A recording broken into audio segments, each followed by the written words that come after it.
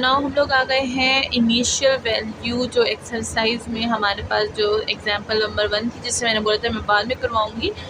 हमने जो example number 2 की है वो तो होप कि सबको समझ आ गई होगी। ठीक है, हमने कर लिया था example number 2 solve and now हम लोग एग्जांपल नंबर 1 सॉल्व करेंगे, ताकि हमें इनिशियल वैल्यू प्रॉब्लम के बारे में जो है आइडिया हो जाए कि ये कैसे यूज़ होगा हमारे साथ। ठीक है, और देखिए पढ़ते पढ़ते सुबह भी हो चुकी है, काफ़ी ज़्यादा जो है वो रोशनी आ गई है। यहाँ पर बिल्कुल बराबर में विंडो है तो काफ़ी ज़्यादा रोशनी आती है।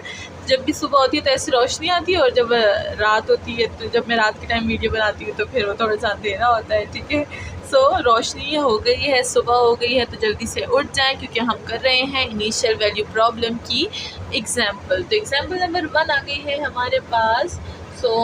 होप कि आपको केसेस याद हो गए होंगे, और अगर नहीं याद तो उसको बार बार देखा करें ताकि आपको वो याद हो जाए। ठीक है, यहाँ पर हमारे पास क्या है, solve the initial value problem. ये है solve the initial value problem. बस हो गया। अब हम लोग लिखेंगे क्वेश्चन जो कि हमारे पास सेकेंड डेरिवेटिव का x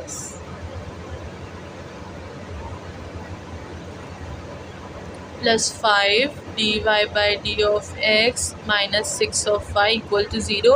इनिशियल वैल्यू प्रॉब्लम है, y इज इक्वल्स टू 1 है, और dy by d of x जो है वो हमें 2 दिया गया है at x is equals to 0। ठीक है, x 0 पे दिया गया है, यानी x 0 होगा, dy और जो y है वो हमारे पास 1 होगा, x 0 होगा, y 1 होगा। ठीक है, नाउ इसको आप अभी फ़िलहाल मत देखिए। ठीक है, अगर हम लोग यहाँ पर देखें तो ये क्या हो जाएगा हमारे पास। सबसे पहले इससे हम लोग बनाएंगे अपनी एक्सिलरी इक्वेशन या कैरेक्टरिस्टिक इक्वेशन। ठीक है, आप दोनों में से कुछ भी बोल सकते हैं, या तो आप बोल दे के हम लोग बना रहे हैं एक्सिलरी AXILIARY एक्सिलरी, या तो आप बोलते हम बना रहे हैं कैरेक्टरिस्टिक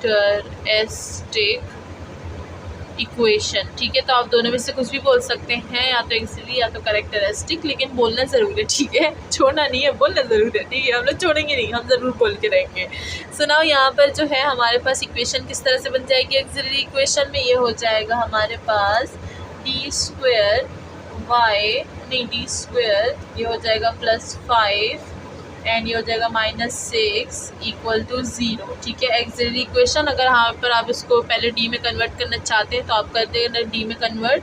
मतलब मैंने पहले एग्जांपल में किया था, अभी मैंने नहीं किया, तो ये हो जाएगा d² plus 5d minus 6y equal to 0। ये हो जाएगा। उसके बाद एक्सिलरी इक्वेशन बनाएंगे। ठीक है, वरना वो बोलेंगे या आपके एग्जामिनर बोलेंगे y कहाँ चला गया, तो y को बताना है। ठीक है, तो एक्सिलरी इक्वेशन बनाएंगे तो हमें पता है कि एक्सिलरी इक्वेशन में y जो होता है वो हमारे पास 0 हो जाता है। तो ये हो गया है एक्सिलरी इक्वेशन। ना यहाँ से जो है हम लोग रूट्स फाइंड करेंगे। रूट्स तो हम लोग क्या कर सकते हैं, काफ़ी ज़्यादा मेथड से फाइंड कर सकते हैं। जिससे मैंने आपको बताया था फ्रैक्शन, क्वाड्रेटिक फार्मूला, कोई भी स्क्वायर का फार्मूला ले लें।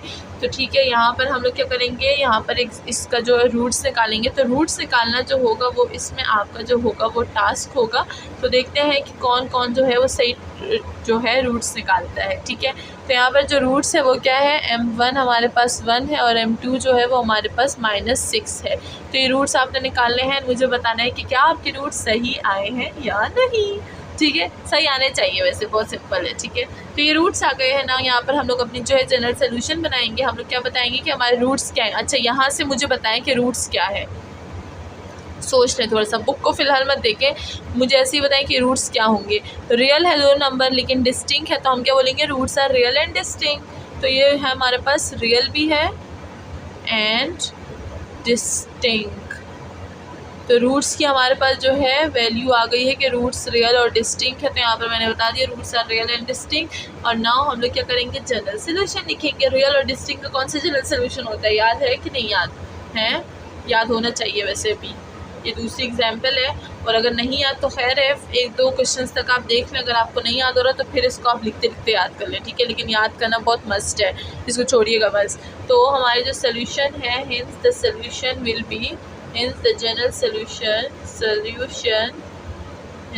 सोल्यूशन इज़ क्या होगी हमारे पास, y is equals to c1 e की power mx plus c2 e की पावर m2x। ठीक है, m1 m2x। नाउ पुट कर दें वहाँ m1 और m2 की वैल्यू, ये हो जाएगा c1 m1 की वैल्यू क्या थी 1 थी तो e की पावर x हो जाएगा, प्लस c2 m की पावर क्या थी -6, तो यहाँ पर हम लोग देंगे -6x हो जाएगा। सही है। नाउ हमें दिया गया है क्या इनिशियल वैल्यू प्रॉब्लम। सो ये हमारे पास फिक्स सोल्यूशन नहीं हुआ, इसके आगे हम लोग जाएंगे और अभी जो है c के जो कांस्टेंट की वैल्यूज़ हैं हम वो फाइंड करेंगे। तो सेंस हमें दिया गया था कि since y is equals to क्या था 1 था at x is equals to 0, तो देयरफॉर हम लोग यहाँ पर जो है वैल्यूज़ को पुट करेंगे तो ये क्या हो जाएगा, ये हो जाएगा हमारे पास c1 plus c2 is equals to 1। ये किस तरह से अब ये किस तरह से आया अब हम लोग ये देखेंगे। ठीक है, ये देखें y हमें क्या दिया, y हमें 1 दिया गया, तो यहाँ पर हम लोग 1 की वैल्यू पुट करेंगे। ये जो वैल्यूज़ है ना ये इनिशियल वैल्यू प्रॉब्लम, इसको हम लोग पुट करेंगे इस इक्वेशन में। ठीक है, पुट कर दें इस इक्वेशन में, put these values in general solution. तो जनरल सोल्यूशन में पुट करेंगे तो y की जगह 1 आ गया इक्वल टू, अच्छा थोड़ा सा ज़्यादा सर लिख दूँ, y1 और फिर क्या हो जाएगा, नज़र नहीं आ रहा, थोड़ा सा ऊपर लिखना होगा, यहाँ पर लिखते हो। ठीक है, y तो 1 हो गया। अब c1 है हमारे पास, e की पावर x है, x हमें 0 दिया गया है। e की पावर 0 क्या होता है, e की पावर 0 हमारे पास 1 होता है, इसको याद रखिएगा। e की पावर 0 हमारे पास 1 होता है, तो यहाँ पर हम क्या कर देंगे 1 लिख देंगे। और प्लस c2 e की पावर क्या होता है 0, तो अगर x के साथ 0 आ जाएगा तो ये भी 0 हो जाएगा, x e की वैल्यू 0 हो जाएगी, 0 क्या होता है 1 होता है, तो यहाँ पर हम 1 लिख देंगे। सो ये हमारे पास क्या हो जाएगा, ये हो जाएगा c1 प्लस c2। सो मेरे पास ये इक्वेशन बन गई ना, देखें यहाँ से यहाँ तक इक्वेशन बन गई। तो हम लोग क्या करेंगे, इस इक्वेशन को अपने साथ रख लेंगे। तो ये तो हमने रख ली ना, आगे बढ़ते हैं। ये एक इक्वेशन हो गई। अब मैं इसको इरेज कर दूँगी, कहाँ पर, ये ऊपर वाला इरेज करते हैं। ठीक है, सो इक्वेशन हमारे पास क्या हो गई, c1 plus c2 equal to 1, ये हो गया एक इक्वेशन। नाउ हमने दूसरा क्या दिया था, दूसरा हमें दिया था, दूसरी दिए थे हमें कि dy by d of x जो है वो हमारे पास 2 है एट x इक्वल टू 0। ठीक है, dy by d of x हमें 2 दिया था किस चीज़ पे, x इक्वल टू 2 पे, यानी dy by d of x का मतलब क्या है, अब यहाँ पर हमें वो देखना है।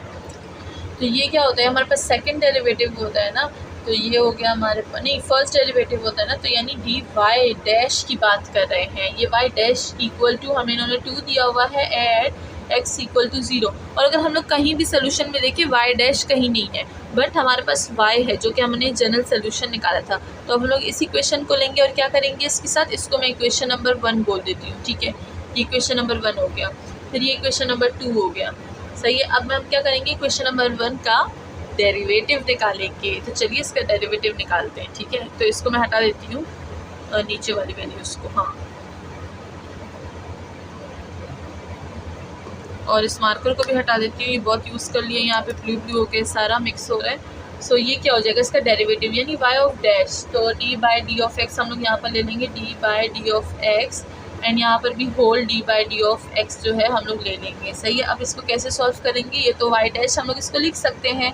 नाउ c1 तो c1 ही रहेगा, अगर हम लोग e की पावर x देखें, इसका डेरिवेटिव हमारे पास क्या होगा 1 ही होगा। सही है, तो इसको हम लोग क्या कर देंगे, e की पावर x ही रख देंगे। ठीक है, एंड प्लस अगर इसका डेरिवेटिव देखें तो ये क्या हो जाएगा हमारे पास, ये जब भी हम लोग e की पावर x का, अगर डेरिवेटिव्स को देख लीजिए, डेरिवेटिव्स आपको अगर नहीं आते तो आप ना थॉमस कैलकुलस के हमारे जो वो हैं एक्सरसाइजेज हैं वो आप देख सकते हैं। अब मुझे याद नहीं है कि डेरिवेटिव वाली कौन सी एक्सरसाइज थी, मैं भूल गई हूँ, लेकिन आप थॉमस कैलकुलस की जो हमारे प्लेलिस्ट बनी हुई है वहाँ पर देख सकते हैं। ठीक है, सो ये हमने D by d of x e की पावर -6x का कैसे निकालेंगे, c का तो c2 ही रहेगा ना, अब इसका निकालेंगे। देखें तो ये क्या होगा हमारे पास, ये जो पावर है ये हमारे पास नीचे आ जाएगी। ठीक है, as it is with sign, ठीक है, विद साइन आएगी, तो ये हो गया हमारे पास आ गया। और हमारे पास ऊपर क्या रह जाएगा, e की पावर -6 ऑफ x। ठीक है, पावर नीचे आ जाएगी लेकिन पावर ऊपर वैसे ही रहेगी। सही है, सिर्फ एक दफ़ा नीचे आ जाएगी, और अगर माइनस में है तो माइनस भी साथ आएगा, अगर प्लस में है तो बस प्लस नीचे साथ आएगा। तो ये हमारे पास क्या हो गया, ये हमारे पास हो गया है डेरिवेटिव। तो होप कि आपको पता हो कि हम लोग डेरिवेटिव किस तरह निकालते हैं। तो ये क्या हो जाएगा -6 और ये हो जाएगा e की पावर -6x। ठीक है, तो ये हो गया हमारी क्वेश्चन नंबर 3। अब इस इक्वेशन को हम लोग क्या करेंगे, इसमें वैल्यूज़ पुट करिए। कौन सी वैल्यूज़ पुट करेंगे, ये वाली वैल्यूज़ जो हमें क्वेश्चन में दी थी कि d y by d of x यानी वाई डैश हमारे पास 2 है, x 0 है। तो चलिए इसमें देख लेते हैं। ये हो जाएगा वाई डैश हमें क्या दिया गया है, वाई डैश हमें 2 दिया गया है। तो यहाँ पर हम लोग 2 लिख देंगे। C1 x है 0 तो ये क्या हो जाएगा, 1 हो जाएगा। बस इसको एज जस्ट छोड़ दें। प्लस इंटू माइनस ये हो जाएगा -6 C2।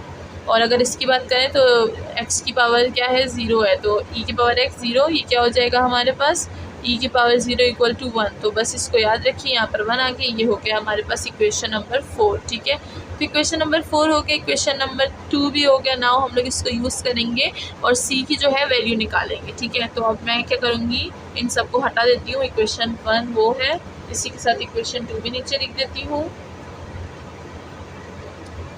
ये इक्वेशन 1 थी। ठीक है, इक्वेशन 2 क्या थी, C1 minus 6 C2 is equals to 2। तो इसको मैं बोल दूँगी इक्वेशन नंबर 3 था ना, अब मुझे याद नहीं है लेकिन शायद 3 था।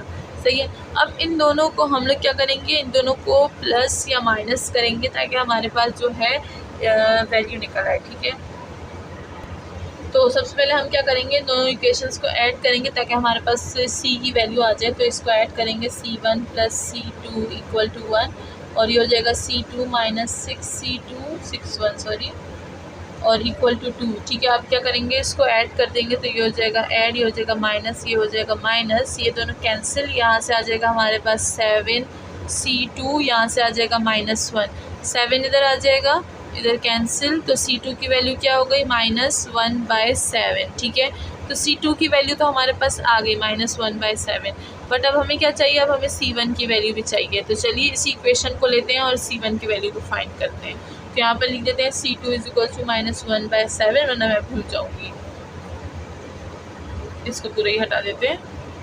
नेक्स्ट हमें क्या वैल्यू चाहिए, नेक्स्ट हमें वैल्यू चाहिए C1 की। तो ये हो जाएगा C1 प्लस C2 -1। ये हो जाएगा हमारे पास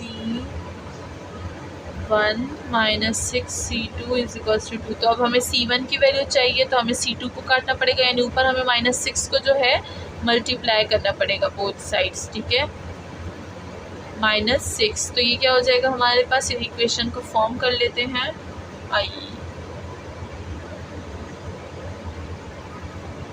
ये हो जाएगा -6C1 प्लस -6C2 हो जाएगा। और ये हो जाएगा -6 और ये हो जाएगा C1 -6C2 इक्वल टू, ये हो जाएगा हमारे पास 2। ठीक है, अब इसको भी ऐड कर देते हैं। तो ये हो जाएगा हमारे पास माइनस, ये हो जाएगा प्लस, ये हो जाएगा माइनस, ये दोनों कैंसिल। हमारे पास आ जाएगा माइनस इंटू माइनस, 7C1 आ जाएगा हमारे पास equal to minus into minus, ये क्या हो जाएगा हमारे पास, ये हो जाएगा हमारे पास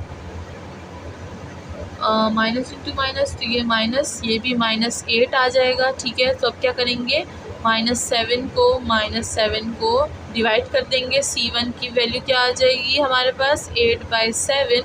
तो यहाँ पर हमारे पास C1 की वैल्यू भी आ गई, C1 इज इक्वल्स टू 8/7। ठीक है, सो आप इसको इस तरह से भी निकाल सकते हैं। एंड दूसरा मेथड ये है कि आप क्या करें, जो इक्वेशन नंबर 1 है इससे आप कोई एक वैल्यू निकालें। जैसे कि ये तो एक मेथड हो गया ना, अब दूसरा मेथड भी है। तो इसमें आप क्या कर सकते हैं, सबसे पहले आप C1 ले लें। तो ये हो गया हमारे पास C1, इक्वेशन नंबर 2 ले लेंगे, C1 plus C2 equal to 1। तो यहाँ से आप क्या करेंगे, हम लोग C1 की वैल्यू निकालेंगे। C1 इक्वल टू, ये क्या हो जाएगा, 1 माइनस C2 हो जाएगा। ठीक है, अब इसको हम लोग पुट करेंगे क्वेश्चन नंबर 3 में, देखते हैं कि सही आता है कि नहीं। आई थिंक ये वाला भी एक मेथड है, मैंने किया था पहले। तो ये था हमारे पास C1 की वैल्यू क्वेश्चन 2 में पुट कर देते, हो जाएगा -C2 -C2 इक्वल टू 2। ठीक है, अब मैंने ये इक्वेशन क्या कर दिया, इक्वेशन 3 में पुट कर दिया, पुट। ठीक है, तो ये हो गया। अब अगर देखें 1, ठीक है 1 हो गया और माइनस इंटू माइनस, ये क्या हो जाएगा, +7C2 इक्वल टू 2। ठीक है, अब ये जो 1 है यहाँ पर आकर माइनस हो जाएगा, सो -1। तो ये क्या हो जाएगा हमारे पास, ये हो जाएगा हमारे पास -7C2 इक्वल टू 1। अब ये जो है C2 इक्वल टू, नीचे डिवीजन में आ जाएगा -1/7। तो वैल्यू सही आती है, ठीक है। सो आपकी मर्ज़ी, आप ये मेथड यूज़ करें या वो मेथड यूज़ करें। तो ये तो एक वैल्यू हो गई C2 की। अब हम लोग जो है C1 की वैल्यू भी चेक करते हैं। तो ये हम लोग क्या कर देते हैं, C2 की वैल्यू को इक्वेशन नंबर 1 में, इक्वेशन नंबर 2 में डाल देंगे, यानी इस इक्वेशन में, ठीक है। जिस इक्वेशन से हमने C2 की वैल्यू फाइंड की है, अब इसी में हम लोग ये डाल देंगे। तो ये हो जाएगा C1 माइनस 1/7 इक्वल टू 1, ठीक है। अब यहाँ से देखेंगे, सबसे पहले इसको एलसीएम ले लें या फिर इसको डायरेक्ट आप वहाँ पर ले जाएं, तो ये हो जाएगा C1 इज इक्वल्स टू 1 + 1/7, ठीक है। तो ये हो जाएगा C1 इक्वल टू 7 ऊपर आ जाएगा, 7 + 1 डिवाइडेड बाय 7, ये हो जाएगा 8/7। सो आप ऐसे भी वैल्यू निकाल सकते हैं। तो ये 2 मेथड्स थे, 2 मेथड्स। सो मेथड नंबर